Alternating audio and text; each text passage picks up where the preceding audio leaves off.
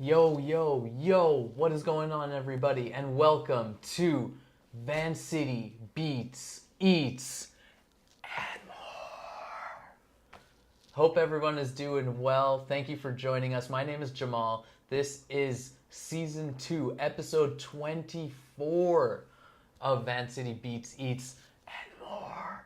And today on the show, we're joined by Rammie, who I'm really excited to be sitting down with.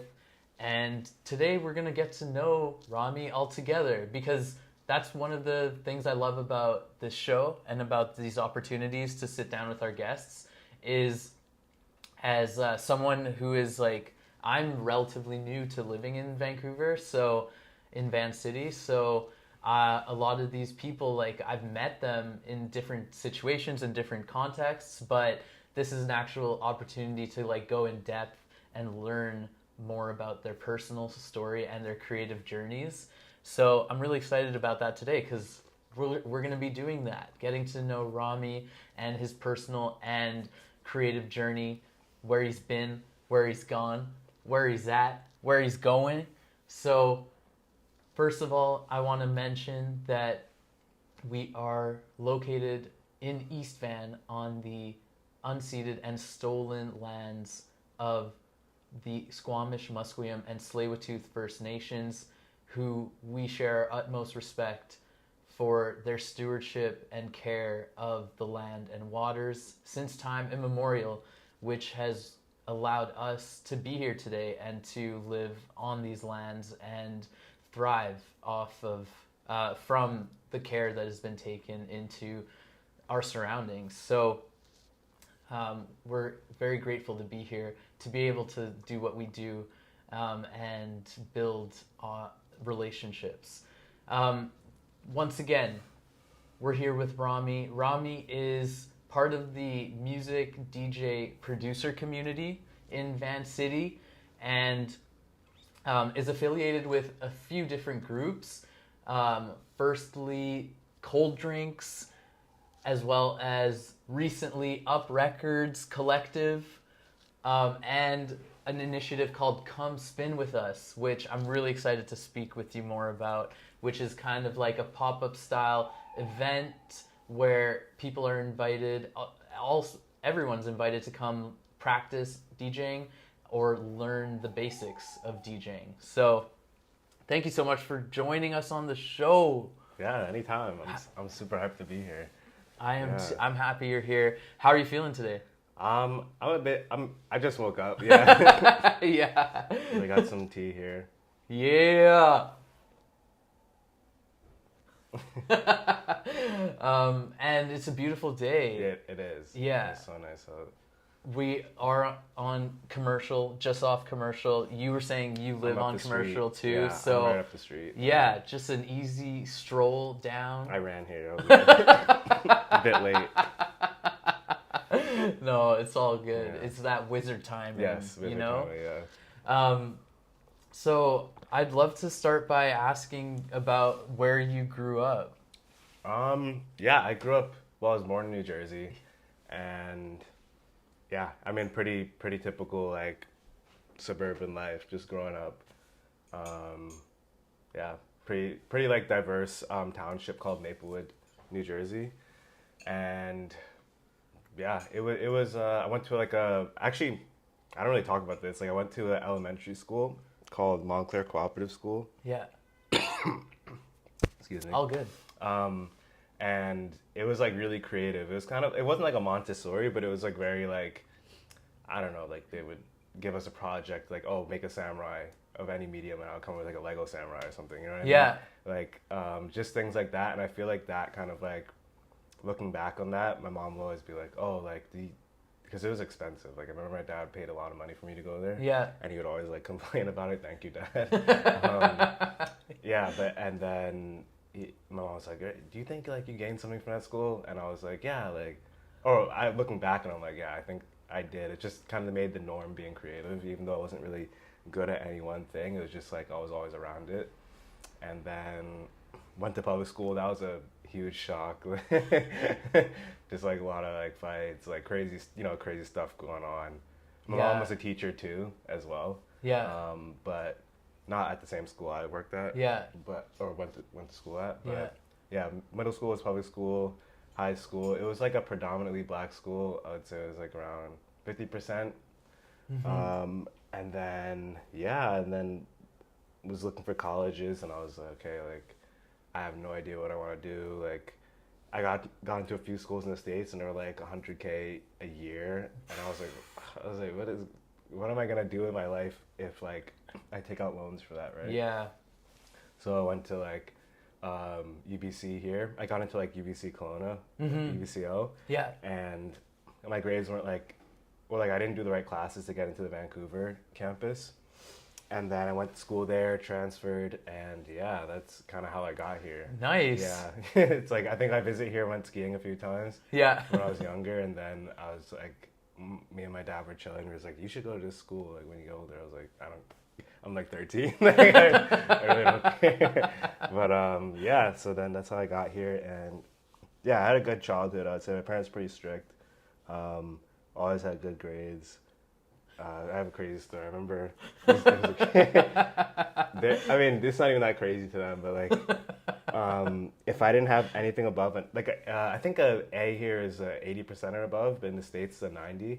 Oof. And if I didn't have anything above a 90 in all my classes, I had to wear the same pair of clothes to school every day. Like I had like a few, you take me to Zoomies or whatever, whatever kids, whatever I was into. Zoomies. Yeah, Zoomies, like Abercrombie and stuff. And I got a few things like, but then like if I didn't have those grades, I couldn't wear those few pairs of clothes. And I think my parents taught me to be frugal and like, I felt like I was poor growing up, but I realized like they were just being hard on me. You know?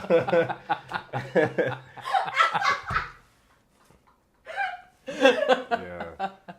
I mean, those are, Life those are lessons. important Yeah. life lessons. Yeah. Yeah, 'cause I guess they're trying to teach me like, oh, like the landlord doesn't care if the rent is 90% there. You know what I mean? But that's kind of messed up. Yeah. But yeah, it was good. Good life lessons. Yeah. But I feel like that carried forward in my life, like into college. Yeah, but then I realized grades don't really matter at all. You just gotta get a job eventually. It's true. Yeah. Like I went to school for computer science. Yeah. So it wasn't like too hard. I mean, it's pretty like I don't know. I got my job really easily through a classmate. Yeah. Just like you just gotta know somebody, like make friends, and like, make genuine connections. Yeah. But yeah, the market's still crazy. Yeah. For all jobs. So. Yeah. Yeah. I mean, you can't.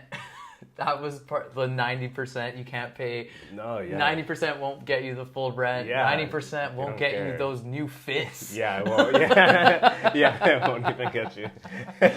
But it's cool to hear that you kind of like the story of your elementary and how you were challenged with all these creative projects and stuff, and how that, like, you mentioned it was almost like you didn't know anything else, like that became your norm almost to have that creative mindset. Yeah. I find that really, really interesting. Did you continue pursuing creative stuff on your own? I mean, I didn't have the chance because my parents always put me in something. Oh, yeah. My dad's immigrant from Guyana. Mm-hmm. Him, my grandma, and his brothers, they all moved like when they were around 18 and stuff. Mm-hmm. Like my grandma came first and brought all of them. And they had it really hard, like, just like working, cleaning bathrooms and stuff. Mm-hmm. And then slowly figuring out, like, maybe this is a better way to make money and things like that. So, he tried to give me a life that's better than what he had. My mom grew up in, like, the inner city of Newark. So, like, they were eating, like, I don't know, like, grits every morning. You know what I mean? Just, like, the same thing every day. Yeah. Like, she wouldn't let me eat, like, Kraft mac and cheese. Like, oh, that's welfare food. You can't eat that. Like, it looks so good, though. But she just didn't want, she didn't, just, like, certain things. So they really, like, pushed, me to have a better life. Mm-hmm. So they put me in karate. I have a 3rd degree black belt in karate. Whoa! Yeah, it's crazy. Is that the highest level? No, there's like a master belt, but like most of the masters are adults, right? Yeah. Like I was like 16 when I got it. Wow. But yeah, I did it for a long time, and then But I was playing football. You know, I just did that. Like, I did art classes, swimming classes. So I was always busy after school, like, always something. And then I did football. Football was the first thing I did that was, like, my own. But when it came to artistic stuff, I used to draw a lot. Yeah, I used to draw, like, a lot of anime, like, just mess around on my free time. But they all, like, I feel like my parents always saw it, like, I don't know if I guess they put me in art classes, and my school had a lot of art classes, but it was like, they would only really take something seriously if I took it seriously. So I feel like the football I took pretty seriously. Yeah. But yeah, I messed around and drew. I remember I had a few friends, like the start of my producing career, like a few friends in high school, they had a band, and they also like made beats on Logic. Oh, nice. Yeah. So I just have memories like going into the basement and like watching them make beats and like music and messing around, kind of like the SoundCloud era and stuff. Yeah. And that's kind of how I learned. And whenever I tell like, even like my homies at the studio that we rent together, or like anyone, like it all starts out with just watching people make music, and then maybe you throw your 2 cents and you're like, hey, like maybe that might sound good coming from your musical ear, rather than like, oh, this is how you program the drums in. You know what I mean? Totally. You just throw your little like tastes in there, and then that's how you start. Because like, look at DJ Khaled. Like, you think he's out here playing the piano, he's just like, yo, like, do that thingy. And like, you know? But like, that's really what it is, right? Do that thing again. Yeah. Another one. Yeah, literally. And it's true though. I mean, in terms of expressing your ideas verbally too, like your audio ideas or the way you want to add something to the track. I think that skill of being able to describe how you want or what you want to add is super important as well. Because if you're working with, for example, like an engineer, or an audio engineer, or someone in the studio, and you're collaborating in that sense, and they're handling the computer side of it, then that's such an important skill. Yeah, it's, you know, it's crazy. There's so many tools, because I feel like when you watch like the great musicians and stuff, like they're always like a Timbaland and all this, they're always like beatboxing, and then they put it down. Yeah, like they have the beat in their head already, and then they verbally say it in some weird way, and then they somehow can translate it. Yeah. And that translation part is like the part that is producing, but I feel like the beat making in your head, like I feel like anyone can do that. I mean, not everyone can like beatbox in their head and stuff, but like that's what makes you a producer that I feel like a lot of people don't jump on.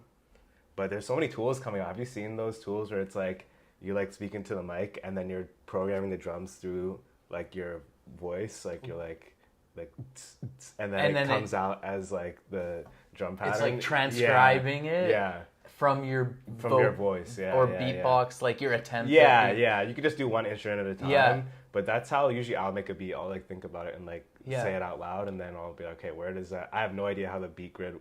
I mean, I know how it works, but like I'm not like, oh yeah, that goes there. I'm just like, okay, I think I see the line hitting here. I'm just gonna put the note there, you know? Yeah, and also I've watched a lot of people who make music, producers who use that technique of it comes from inside them. If they're harmonizing or coming up with melodies or something, they're singing it or vocalizing it in some sort of way. Have you seen that video of that crazy conductor? I don't think so.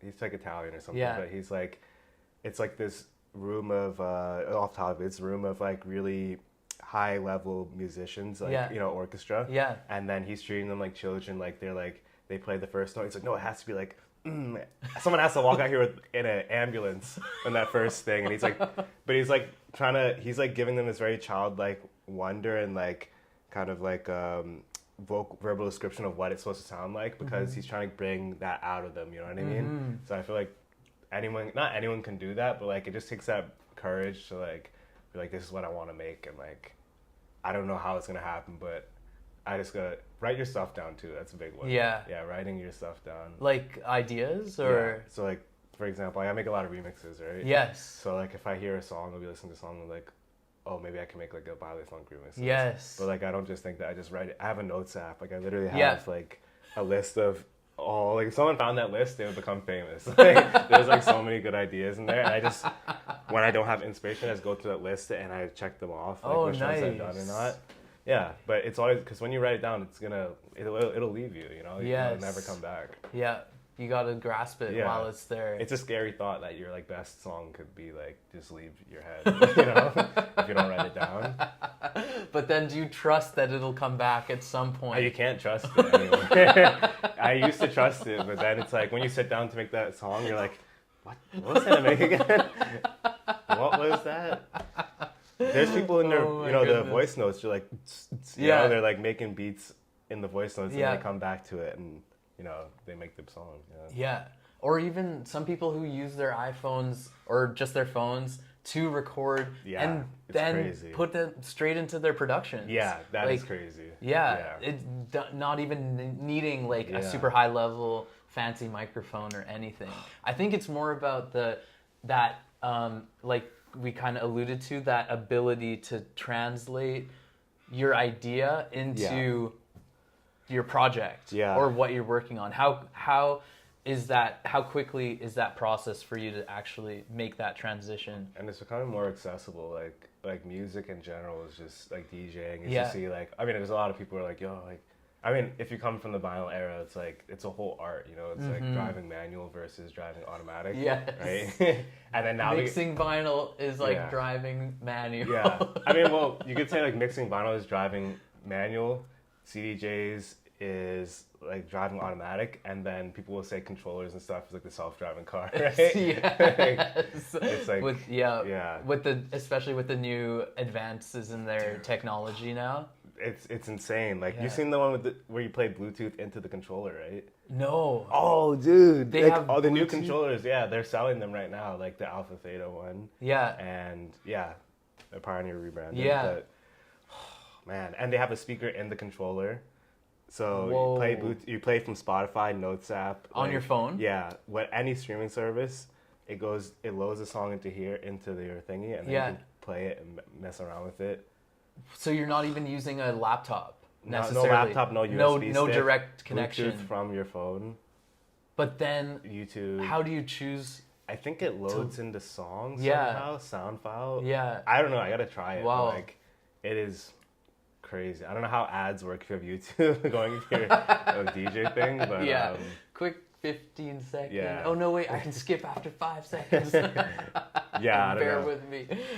Yeah, that is crazy. Even even like the new CDJ 3000s, like their ability to sync is higher level than previously. Yeah. Mixing, automatic mixing almost. I mean, I was talking with someone a couple weeks ago who was saying that in the fine print of the CDJ 3000s, there's actually a section that says it's capturing all the information from your mixes, the way you mix, your song selection. So anything that's actually happening within the CDJs and the DJ mixer is being, like, that data is being collected.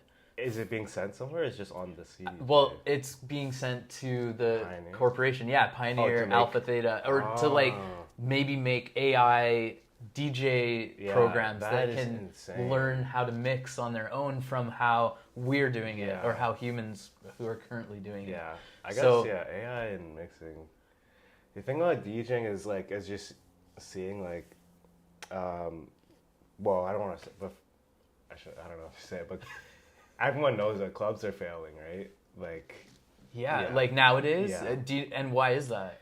The main reasons, well, COVID.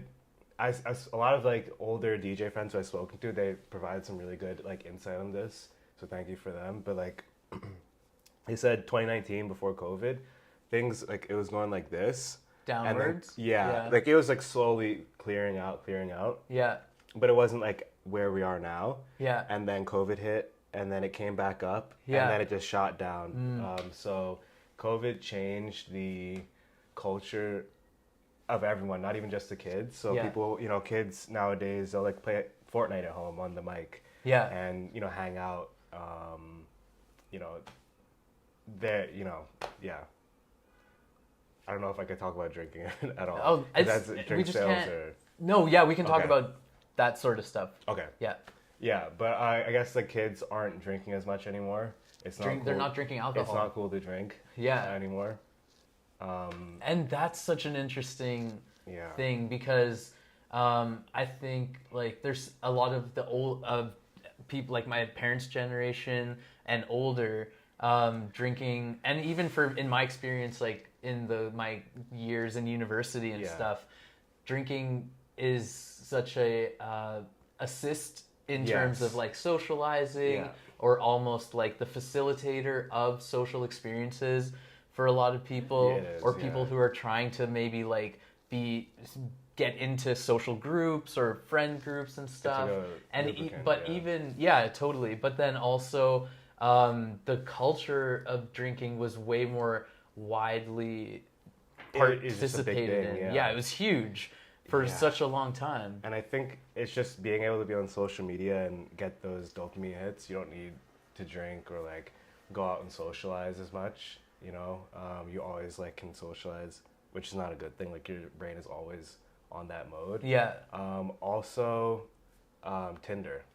So you don't need to go out to meet people anymore. Yeah. Like that's or the like, dating apps. Yeah. You can literally it's like passive income, right? Like you do a swipe, and then you go to work, come back, and then you might have matches. You know. Yeah. I mean, you probably have to pay for a subscription or something. But like, it's like, you know, the world is changing, man. Yeah. Like you don't need to go to a hot, sweaty club to like meet the love of your life, you know. But you do if you want to dance. Yeah, and dancing, get down. And dancing is man. We've lost dancing, as Fred again would say. But like, has he mentioned that? It's a song. It's it's like some song. But like those. What are the other reasons? I think Tinder is a big one. Money, the recession. Yeah. You know, why?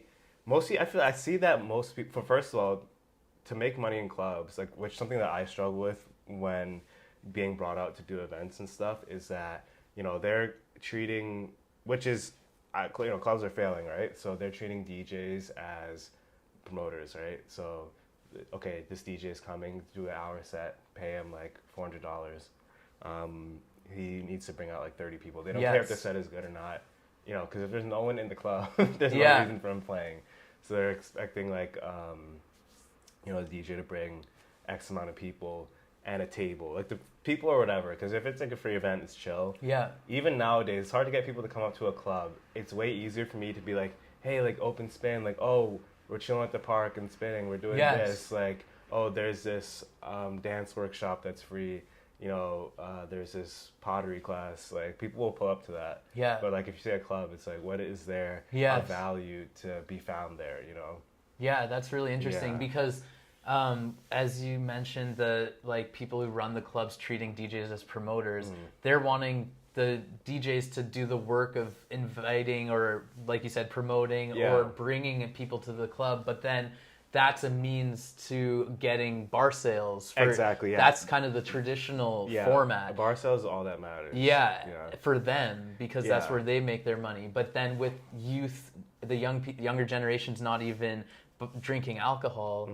So that it's just not even, it's not working. And then a lot of places that you go out to don't necessarily have like appealing non-alcoholic drink options. Yeah, that's actually, I never thought about that. Yeah, and because people still would probably want a beverage if they found it interesting. Or, I mean, if people don't even have money for an alcoholic or some people just bring their water bottle. Yeah, straight up. Water bottles are all-time high at clubs. Like a water in a cup. They started giving out water bottles, because they don't want people walking around with cups and acting like they have a drink. But people staying hydrated now. I mean, even like tables are hard to do because like the people who used to buy tables, like let's say the higher tax bracket, they're pulling their money out of stocks. They're doing certain things to take care of their money. They're not going in a club and spending it anymore. Yeah. The money doesn't need to move; it needs to like sit. So, and then also, crackdowns on like drug dealers, stuff like that. Now they have systems where they scan your ID, and the police will actually come and get notified of who's in the building. And that was a lot of the main sales of clubs and stuff like that. So it's like a lot of the customers who spend a lot of money there, out of there. Yeah, that's no longer the spot. No.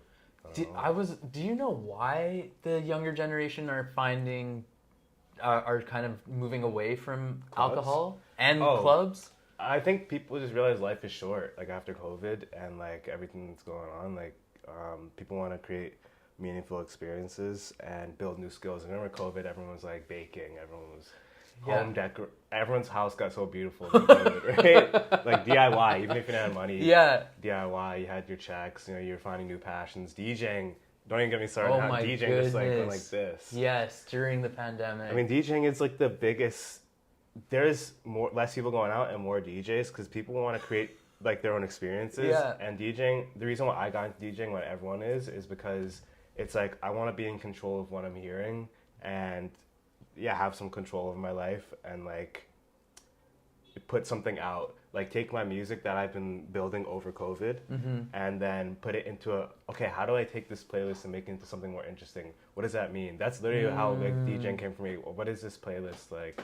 And then, BPM, what is that? And like these songs go together. What does that mean? Like people are starting to realize that. And obviously TikTok is the fame of a DJ, but it's interesting, you know, like, I feel like maybe on TikTok people see like a DJ like going crazy at a boiler room, but the new DJs that I see are so like humble. I feel like a lot of people might disagree because there are a lot of new DJs getting booked at clubs because of the people they can bring out because they're just socialites, right? And they just started DJing, and they can make the club money. But you know, most of the DJs like that I see who come to open spins, they are like doing their own thing and doing it small, like doing in their room, recording their process. Me learning how to DJ gets so many views. Like people just love, I don't know, the come up, I guess. Yeah. And I feel like the new generation is really embracing it for sure. Yeah. Yeah. That's really interesting how the trajectory and popularity of DJing, how it shot up. And it's interesting that you mentioned that, like, why you kind of started DJing to kind of like control what you want to hear. Yeah. And I think a lot of people like maybe selfishly think they have amazing taste in music. Yeah. And I'm sure a lot of people, you know, have practiced building playlists and stuff, and maybe DJing is that next level. It is, of kind of playlist curation or playlist creation. Yeah, because like, you know, I guess back in the day you'd always have the friend who would throw the aux on at the party. Or make mixed CDs. Yeah, mixed CDs. Before the aux. Literally, yeah. Before passing the aux. Yeah, yeah, and then that has evolved to now every house party has a DJ now, but it's like almost like an open deck. It's like every house party is just like, okay, yeah, so-and-so's bringing his decks, we'll mess around. Like, it doesn't matter if you can transition, this person just likes music and they have good music and people are going to dance and have fun. Those are the best moments. Yeah. I think another thing that's contributed to the widespread popularity of DJing is controllers. Yes. So if we kind of go through, we've mentioned a few things, like I just want to clarify for our people watching, our audience, because a lot of, you know, my parents, lots of parents, the term that we mentioned, BPM, is beats per minute. It's the tempo of a song, and a lot of people use the beats per minute to match tempos of two songs to make it easier to mix. And then aux cable is like the small the small cable that plugs into like your cell phone. Yeah, the headphone jack. Or in the your car. headphone jack, exactly. Yeah. And for all the new people, the Bluetooth, when you Bluetooth into the car. Yeah. And so I think and then in terms of DJ equipment, when people started DJing, it was just two turntables. Yeah. And then a DJ mixer was created so that you can have the audio going in and actually mix music from one turntable to the next. Yeah. And then gradually that evolved into CDJs, which is kind of like an imitation of a turntable, but at first they allowed you to play CDs. Yeah. And now they've evolved to like a digital technology where you can take your USB, load music on your USB, plug it in, and then have access to all your files and music from those digital DJ players, is what they call them. And then controllers are now these like solid one-piece They can be so small. They can be like this Yeah. big, portable. They can be huge. They even have an app you can use on your phone and DJ with now. Yeah. There's apps. Yeah.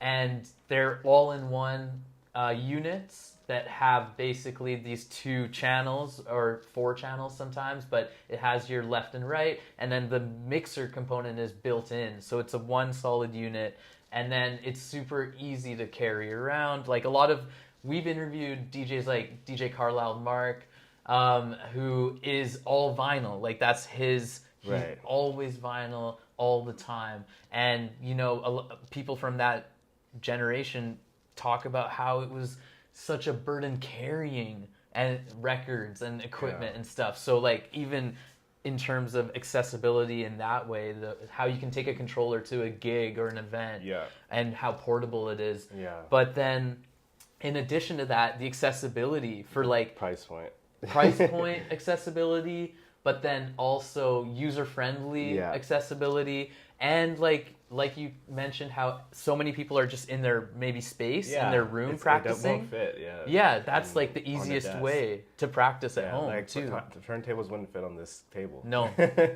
Yeah, but the price point is huge, right? Because turntables, the whole setup would be around $10K around there. Yeah.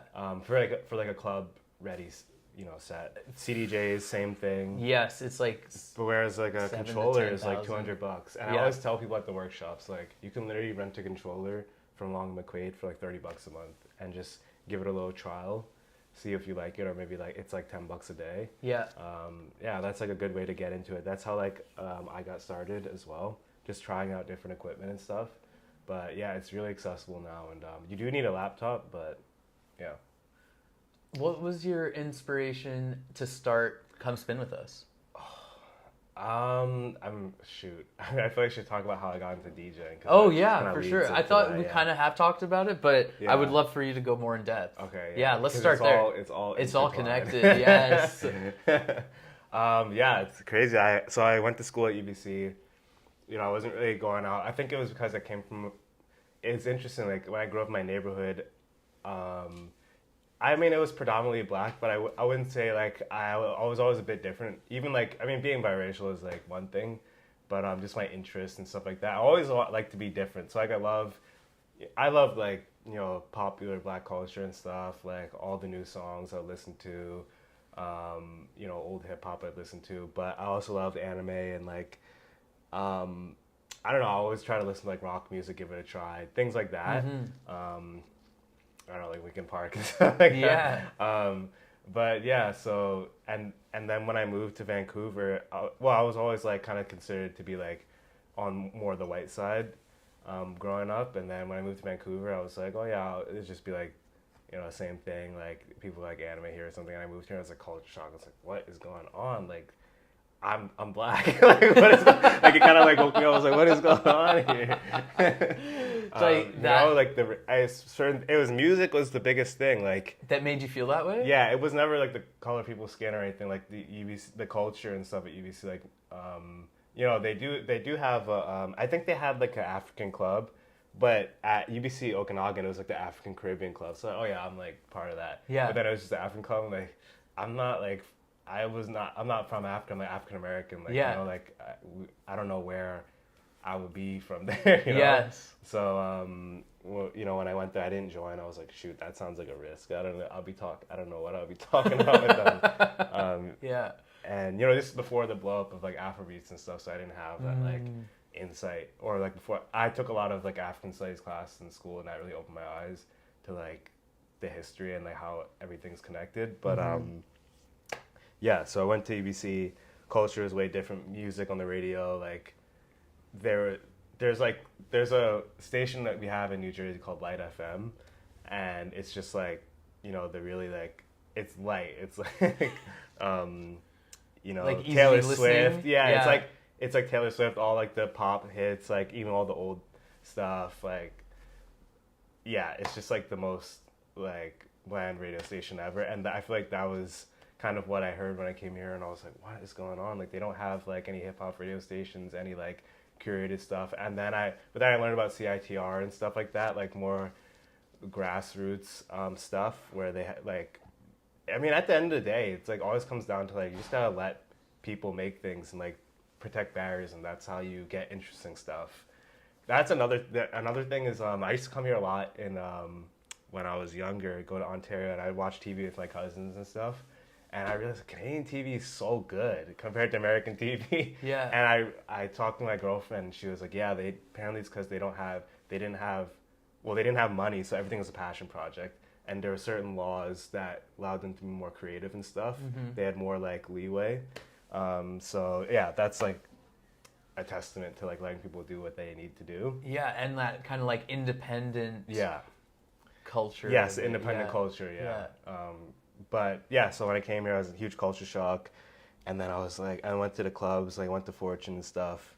And, you know, I'm gonna say what I'm gonna say, and then I'll talk. It'll be funny when I come back to it. But I went to Fortune, I was like, man, like, this is so bad. I could DJ. Like, you know, they're just playing like this is like maybe 2018, and I think Gunna had just come out, and my friend, like, you know, a friend that, like, who I knew at the time, I don't know if he lives here anymore, but he was like, yeah, play this new song, Gunna song. Like, I didn't know Gunna or anything. And he was like, oh, I'm not going to play it. They're not going to know it. And I was like, why would you not play something that that's good, that people aren't going to know? And I was like, man, I should just become a DJ and just, like, play what I want to play. Nice. And then now I'm at Fortune playing pop songs. You know, so you start to get it, right? Like, it's, you know, it's a business. Because when you're up there and it's going crazy, you want to make them keep going crazy. Yes. And you have to understand that, like, obviously, like, I came in the game, like, wanting to play, like, really eclectic music. I used to love, like, ambient music, stuff like that. And unfortunately, I kind of fell out of love for it because of DJing. I think, yeah, I don't know, just, like, playing, like, trying to go that next gig, like, get that next rush. Like, you just play, like, whatever's making people happy. But also, you have to be selfless, right? Like, look at this room of people, like, who... when you're DJing, it's like, are you really gonna play like an ambience set? You know, like for people who came out for a certain thing. Yes. You know, that's an extreme, but like, yeah, it's a certain lesson you gotta learn. But you know, there's a balance. You know, there's a rule that I think most DJs follow. You play 2 songs for them, 1 song for yourself. Oh, nice. And we say 1 song for yourself. You play maybe one that's really out there. Yeah. That has maybe a beat that they'll get. And so I talked to a lot of my like students and like DJ homies about it, but like the lows of your sets, and I think Questlove said this, like the lows of your sets are the most important. Like those songs that aren't super recognizable and maybe not even super hype, but like those lows like have to be like really cool and like not even interesting, but just like good, like something that you like, that is a good song, not just like, oh yeah, I'm gonna play this because I need it to calm down, you know, or I need it to like, people just can't keep singing along. Like you gotta play what you like. And then that's when people learn and get educated and like, oh, that's what makes him different. That's like, that's what I remember when I went home. Like he played that really weird thing, you know. Yeah. But it was working. You know? Yeah. But yeah, where was I? Yeah, starting DJing, went to Fortune. I was like, I didn't really understand the game of DJing. Yes. Yeah, and the commercialness of it. Yeah. And obviously, I'm in Fortune looking for something that Fortune's not selling, right? Well, whereas I mean, Fortune. It is like probably the best venue for like live shows. Like they have the best artists. Like I feel like I was talking to the DJs there. Like they've said they've created relationships with artists like Kate Renata and stuff since back in the day. Yeah. You know, so respect to them for that. You know, and they always have the best artists. Like yeah. And they have a good sound system. Oh yeah, pretty good sound system. Yeah, since the beginning. Yeah, straight up. But yeah, I mean, I don't know, going there and I was like, yeah, I need to learn how to DJ. And then I think I got virtual DJ and I was like trying to mix a playlist together and I was like, what is going on? Like, it's just not sounding right, like the mixes that I've heard. Yeah. And I was looking it up online, like, oh man, this is complicated. Like, what is going on here? And then I got a controller. I was messing around with it. And then I was at this comedy show, like this... it's crazy. This comedy show kicked off my whole DJing career. Like, it's crazy to look at. Something just told me. I was like working an internship at the time downtown, and then I was like, hey, let me go to this comedy show after work. and it was like something is. I love the movie Rush Hour, and the comedy show is called Rush Hour, and it was nice. and it was like it was so stupid. It's like black and Asian comedians, Yeah. and they like came together to throw a show. It was Olu and a few other. It was a great show. Like it was. That was the first time I saw like Community in Vancouver, in my opinion. And then so I went to that show, and then there was this DJ, and he was playing like tall dude, and he had these dreads, and I didn't actually see his set. I just saw him like play the songs and like introduce like the different. He wasn't on the mic. He was just like playing like an intro song and then cut it, put an effect on it. I was like, what a crazy way to like use DJing for. Like, I mean, obviously it's very basic, like for most people, but for me, I was like, what is going on? Like, you can be a DJ and do comedy shows? Like, what is... and, like, host. Like, yeah, you know? Yeah. I mean, he wasn't even on the mic. He was just, like, talking through the music, you know? Oh, you know, I mean, it was just, like, playing, like, for example, like, if someone would come, he'd play a song that he felt like an matched intro them. song or Yeah, something? you know? Well, So I was like, man, he's really talking, like, he's, like, cooking right now. And then, I mean, I talked to him, and I was like, yo, like, I just started DJing too. I just wanted to say like that was cool what you did, and it was like, okay. I mean, pretty much. He was just like, yeah, I got a gig for you next week. I was like, what? I was like, what are you? And that person is Crooks. Oh, what? Yeah, first DJ I met in the city, and then just histories from there. Like, I think he took me to Pierre's and like in Yellowtown, just kind of made our rounds, and just showing me the life. Like, he was kind of in the life already, and it was just cool, you know, seeing like another black person like of Caribbean descent too, kind of doing his thing and like making friends and playing music he wanted to play, like music that I listened to on my spare time. And I told him he was like, oh, did you hear that part of my set? I'm like, what set? And he's like, you didn't even hear my set at the comedy show and you talked to me? But you know, you can just tell like by someone, like even with him, like he never heard me spin, but he just kind of, you know, the background, like I'm Guyanese and he's like Jamaican, so it's kind of like he's from Toronto, I'm from New Jersey, so it's kind of like both outsiders too, so kind of just got the vibe that we were going for the same thing. And he kind of like, I would say I taught myself most of the DJ skills, like the hard skills, but that stuff anyone can teach themselves. Like I do the workshops just to like encourage people to DJ, but it's the soft skills, like, hey, playing for people, you know, that's what the open spins really, you know, when you play in a room full of people, it's way different than playing by yourself. Yes. And I think that's what Hakeem taught me, like seeing him play for restaurants and stuff. Is that Crooks? Yes, that's okay, Crooks. okay, Yeah, sweet. Crooks, yeah, Crooks. And okay, is it Crooksy or is it? Oh yeah, Crooks. Well, Crooksy, yeah. Just because I've seen Crooksy is his official name. Okay. Yeah, official. Because I've seen his name on flyers and posters and stuff. And initially, when I moved out here, I used to be involved in campus and college radio in Calgary, where I grew up. And so, like, instinctively, when I came out here, I went to check on, like, CJSF at Simon Fraser and CITR and see what was going on. And I came across Crimes and Treasons, which is the radio show. I don't think that's his radio show. I thought he DJs on Crimes and Treasons. I don't think so. It's like the longest running. I know that. I know it. It's at CITR. Yeah. No. I think he's a bit newer generation than that. Oh, okay. But he he has a show, right? No. He created cold drinks. Okay. Yeah. He created cold drinks, and he's just been DJing. Okay. He was like, I feel like because his story, like he came to Vancouver for school and all that. Yeah. And then he was like the first. I always tell people, like, and people kind of know this too, like all my friends who started their events and stuff. Like he was like the first outsider, I guess, to come into Vancouver, because it's really hard to like get into things. Like, you know, back in the day, like everyone's making their money from DJing, right? Chapel Sound, like, shout out to Nancy, because like they've been doing like open spin since back in the day.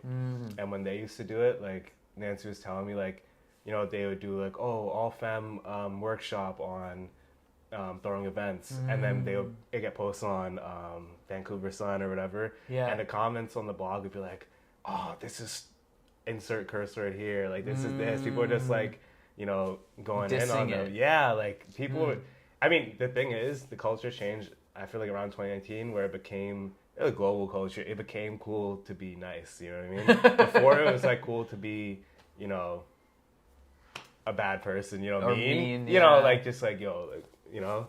But Yeah. now it's like cool to be nice. I saw that shift around when I started DJing. Yeah.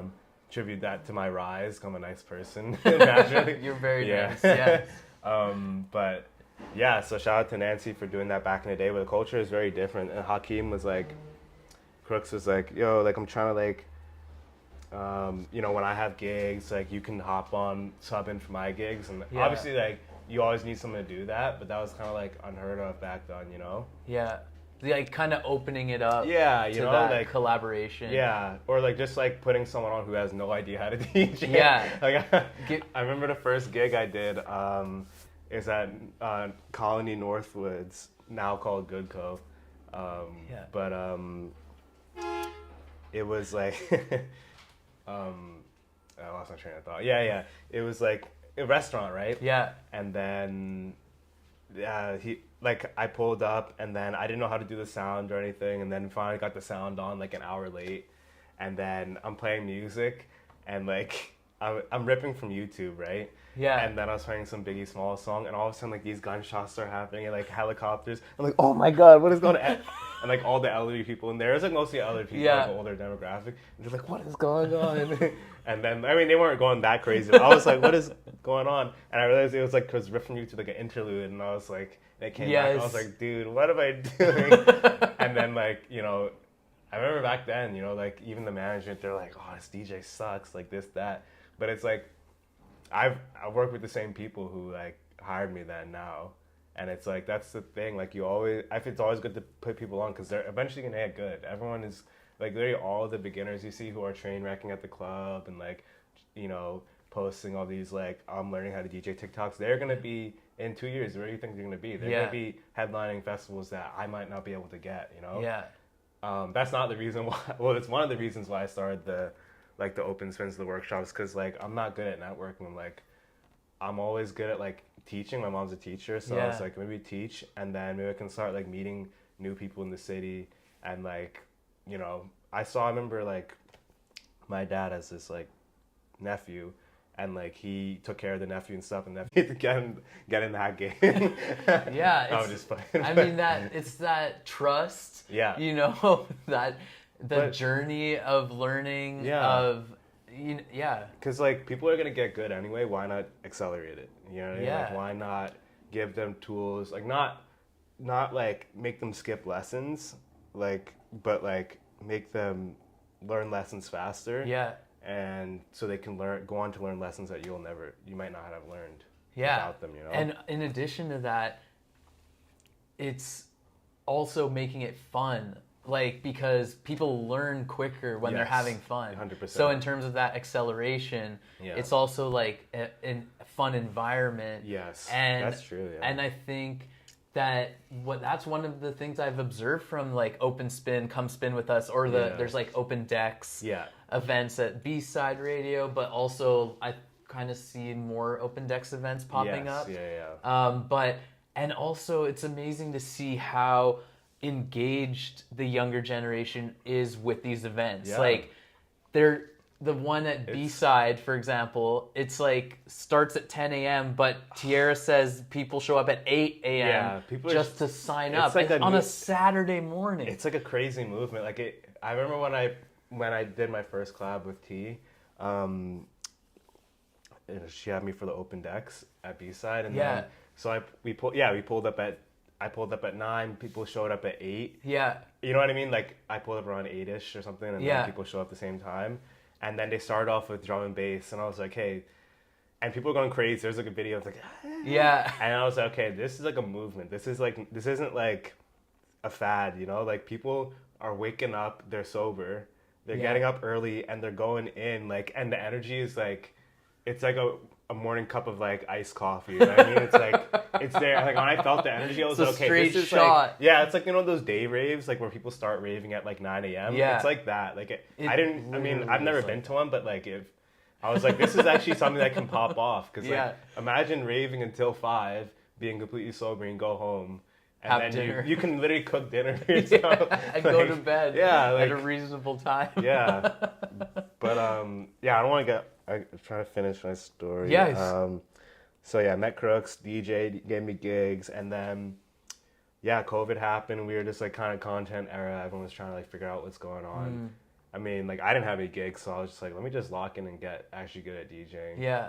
So I got my skills up to where they are now, my hard skills, and then yeah, and then Crooks did a cold drinks, and I saw it on Instagram. Like, what is this cold drinks? They followed me. I was like, what is this? This looks fun. Like, and then he reached out to me like, oh, do you want to DJ at the next one? And I was like, yeah. And I brought some friends, and I feel like it was just a vibe. Like I was playing, like it was at a ping pong bar. It was actually a food pop-up, and you were there for one of the first ones. Yo, that is so crazy. Did go to one of those. Oh my goodness. There's literally nothing else to do in COVID. Like for real. Yeah, we had places Uno. were just kind of opening again. It was like the craziest rules. Like, oh, you can like no mask, but you can be at your table. It's like they're looking back on that, it's just like that's not protecting anyone. You know what I mean? Like dancing together is not gonna like. I don't know. It just didn't make sense. Like, but obviously people need to make money, right? So, yeah. So, did those pop-ups. It'd be like Uno at the table. I'd be playing music. Yeah. And then it was a good start for me because I was playing like started to get into like playing. I used to play restaurants, but then I started to play like music that I liked that I found over COVID, and that's where like one thing me and Crooks got along was like the Toronto sound. Like he kind of introduced me to it, and it was like came so naturally because I'm like African American and Indo-Guyanese, like Caribbean. So it's like, you know, you play hip hop, dance hall, you know, I mean, you don't really play soca here, but like soca, Afro beats, you know, remixes, stuff like that, all together. Like it's like a mesh of genres. I feel like that didn't really exist. I mean, obviously in Europe and stuff it did, but Toronto was like the first in North America to really like make that a sound. So then he introduced me to that, and then like kind of like experimenting with that sound. And yeah, like after that, cold drinks became parties and stuff, and shoot, and then the next kind of wave of COVID hit, and it's crazy. I was just like, man, I'm getting like stale in my DJing. Like I don't know what to do. Like I'm kind of just try something new, and I was like, well, so I don't know what made me want to teach.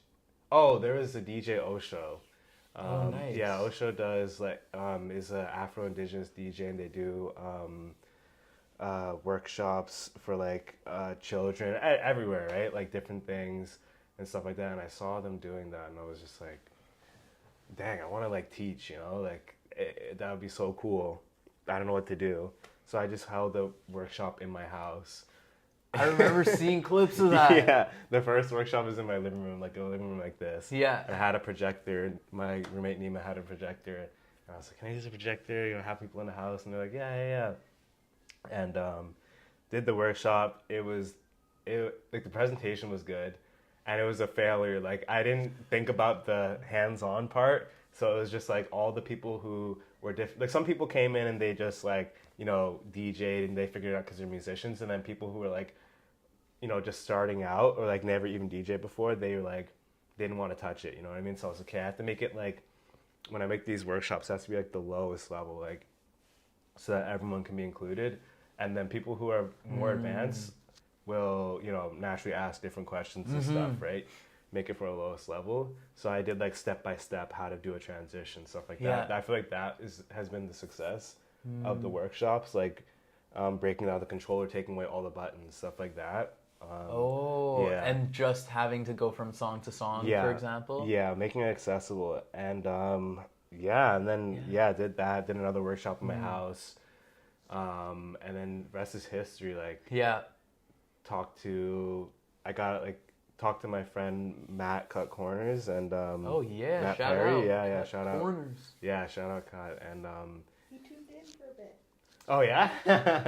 Oh shoot, I wish I could have said hi, but yeah, he recommended me to Nancy, and he was like, oh, like, you know, my friend Nancy has this spot, I think it'd be perfect because there's like a long history of people doing workshops and open spins in Vancouver, like Chippy Nonstop and stuff like that, people like that. And you know, but people move on, right? Like they blow up and move to a different city, you know, the pipeline, right? Like Vancouver to Montreal, Toronto, LA, whatever, you know, they graduate. Also the rent is crazy here too.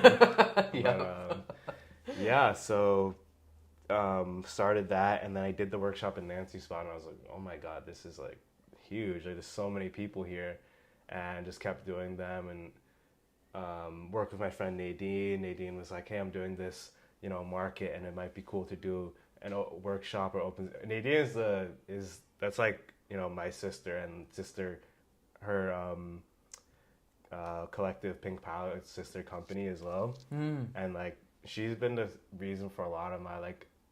She's told me, people have told me a lot of ideas, and she told me a lot of them. She was like, oh, after the workshop, I'm running this rooftop and come do an open spin.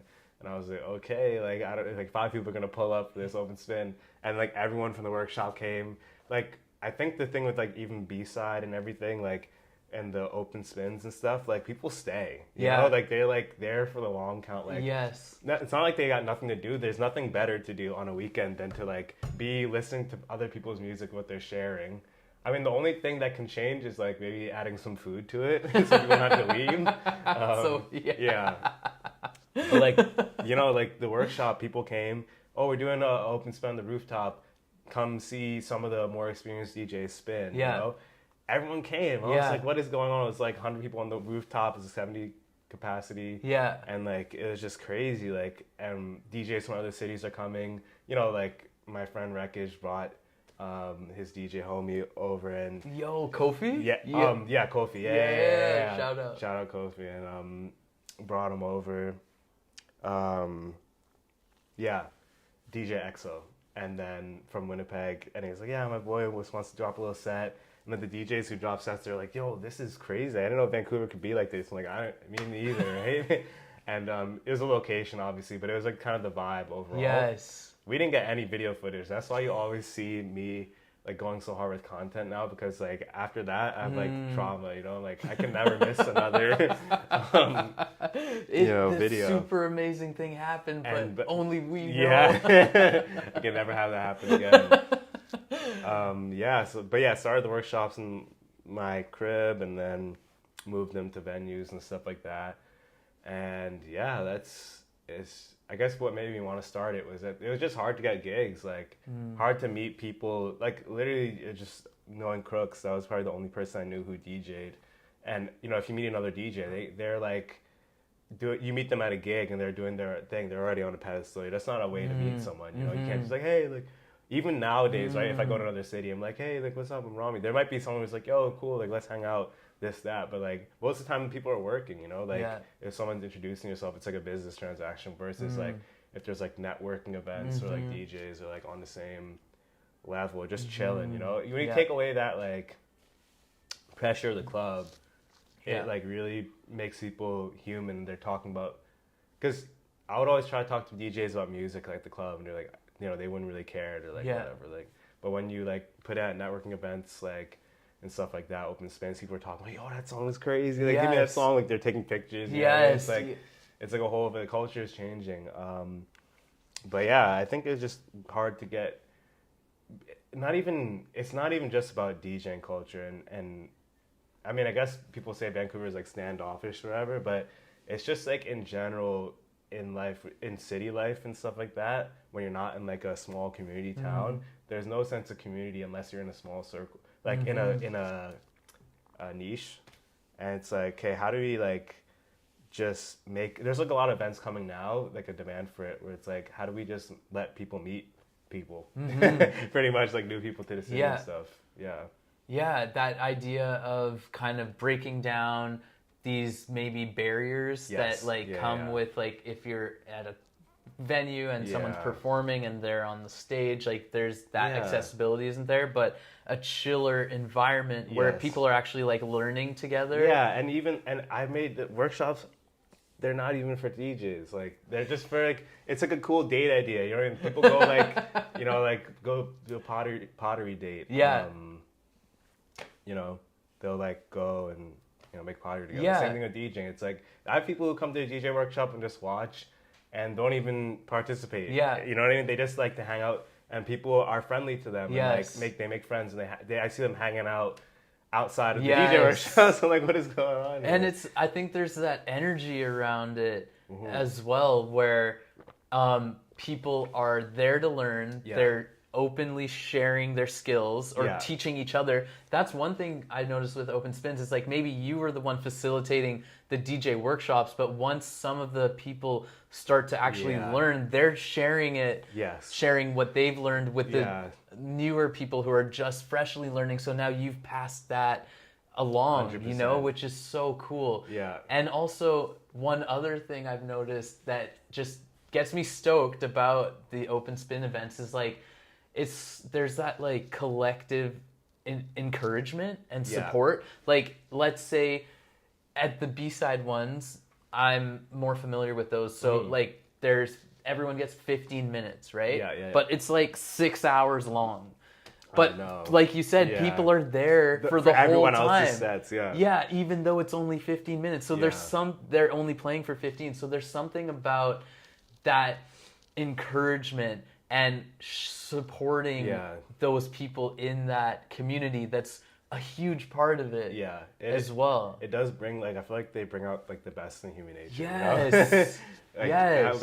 I feel like if you come there and you're depressed, like, get your faith in humanity restored, you know? Yes, absolutely. Everyone's, like, will smile at you, try to talk to you, you know what I mean? Like, it's okay, like, what's your name, blah, blah, blah, you know, what do you got planned for us today? Are we gonna play? Like, or are you just, like, come...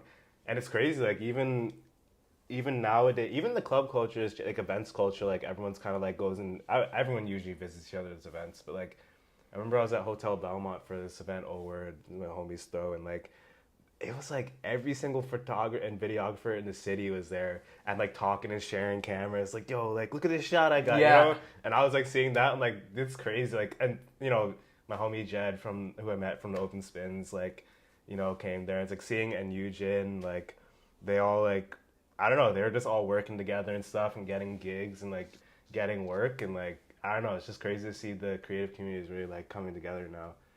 Yes. Yeah. And creating space for that, Yeah. which I really respect and commend you for. And it's so cool to hear the journey of how you Yeah. literally started it in your spot Yeah. and then made connections, were able to switch it over to Nancy's spot. Shout out Nancy, who Cassie interviewed in the summer. Sick.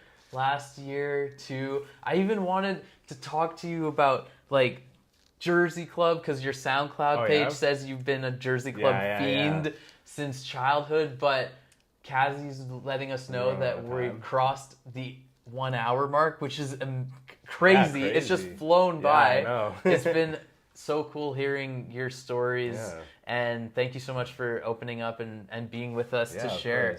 course. Like what are you, now that you've kind of described the environment and the open spins, and where are you trying to Where's take our the direction? Yeah, we're changing for Yeah? sure. Yeah, I mean, we're definitely. I guess I can come on and say, yeah, we're as like the open spins are, you know, we try to get everyone in and like be really inclusive. I think now that with like community, it's also important to be exclusive. So like trying to do more exclusive events, like, but for people who are interested, you know what I mean? Like, you know, protecting the community, I guess. Like, okay, let's do this secret location like thing, or, you know, keep it more. Yeah, we got more coming. I don't want to say too much. Yeah, like say it kind of sifting through like people who really want to be. I would say working. Maybe not like the people who come to open spins. Everyone's invited. Yeah, it's more of who I guess maybe we're working with. Like I'm trying to work with more smaller people now. I'm trying to like put on, because I see, maybe you've seen it, but like shout out to the Kuyas, like a new collective, just it means the brothers in Tagalog. Yeah.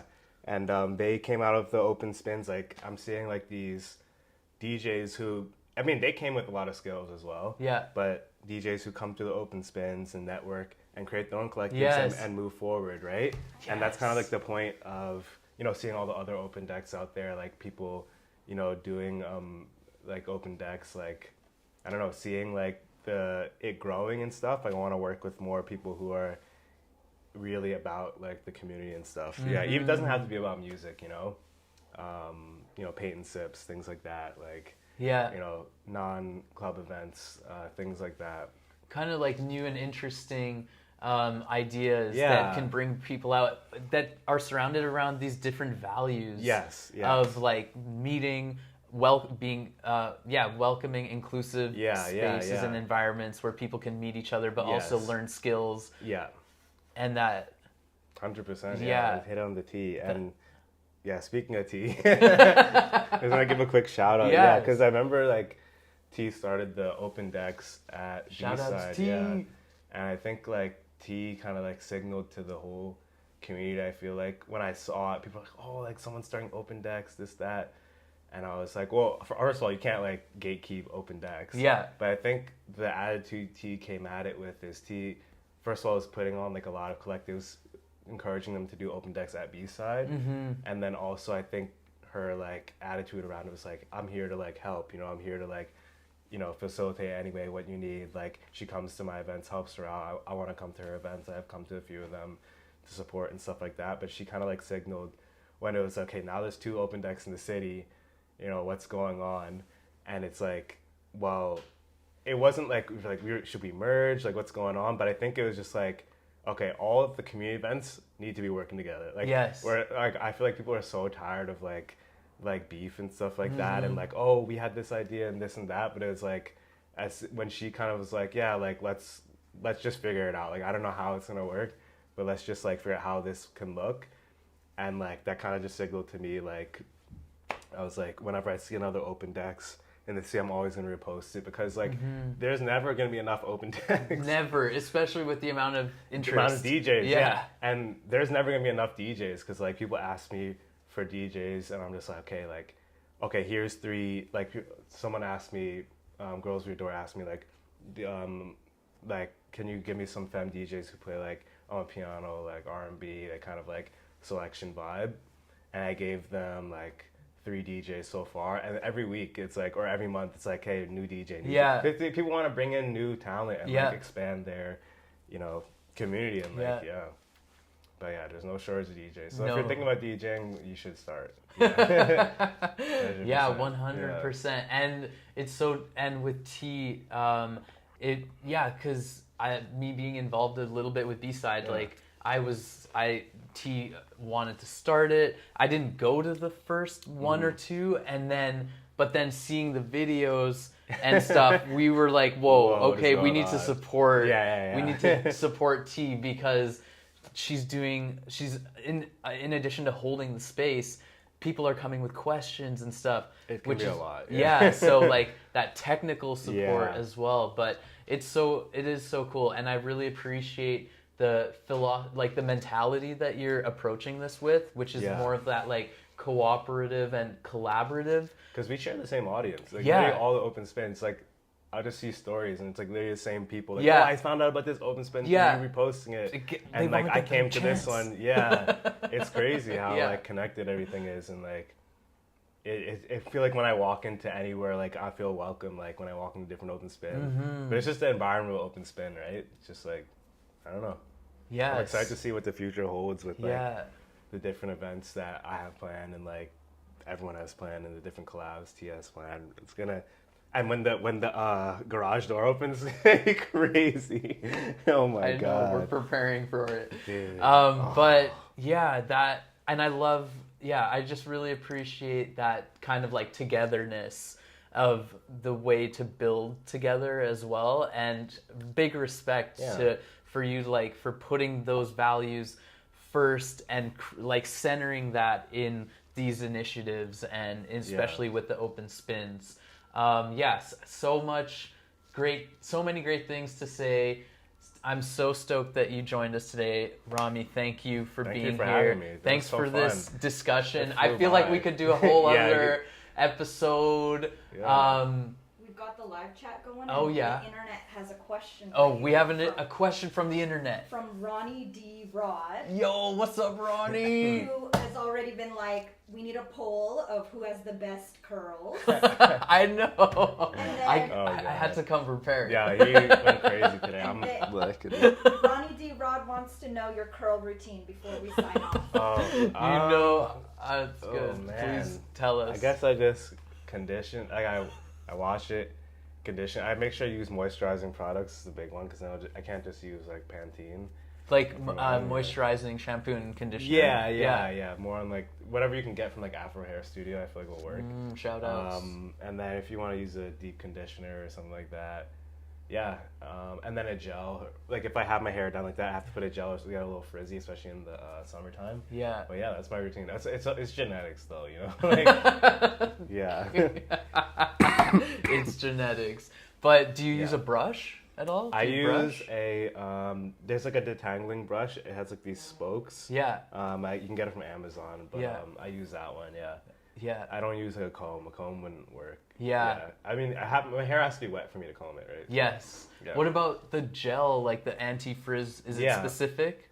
I forgot the name, but Yeah. any gel will work. Yeah. Yeah. If you just go to like any black hair place, I just ask them, hey, I'm looking for a gel for my hair type. They'll probably be able to help you. Yeah.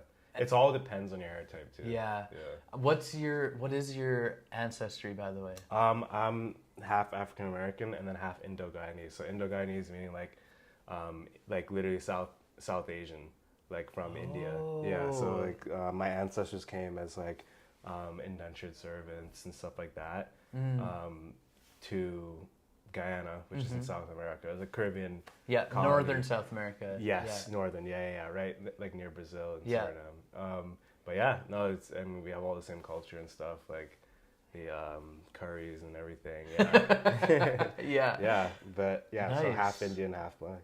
Wow.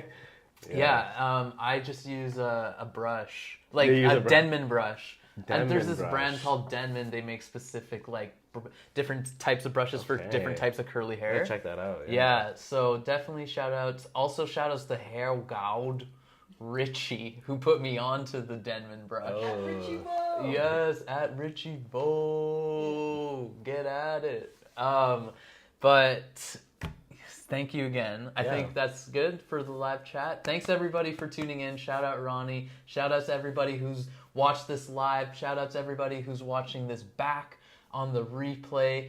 My name is Jamal. We've been joined today by Rammie, who is doing a fantastic work in the community, building community and opening inclusive and welcoming spaces to share skills and network, and specifically in the realm of DJing. So as Rammie said, if you're interested in learning, start now, and you can do so through Come Spin With Us, and Come Spin With Us also facilitates DJ workshops, Yeah, right? we have a workshop coming up the 21st, April 21st. Nice. So yeah, we haven't dropped it yet, but yeah, it's coming up April 21st. Yeah, and keep an eye on their socials on IG. Come Spin With Us. Also with Crooks. Yeah. You can catch Rammie spinning at different venues around cold town drinks, under the cold drinks events. And then Up Records Collective, who have thrown 2 going up parties so far that have just popped Going crazy, off. yeah. So keep an eye on that as Yeah. well. But man is busy. Also check out Rammie's SoundCloud page where you can find his remixes and edits. Yeah. Link in my bio in my Link Instagram. in the bio. Also, what is your Instagram for people? Rammie, RAMMIE .mp3. Yes, that's the one. Much, much love. Thank you for tuning in. My name is Jamal. This has been episode 24, season 2 of Vancity Beats, Eats,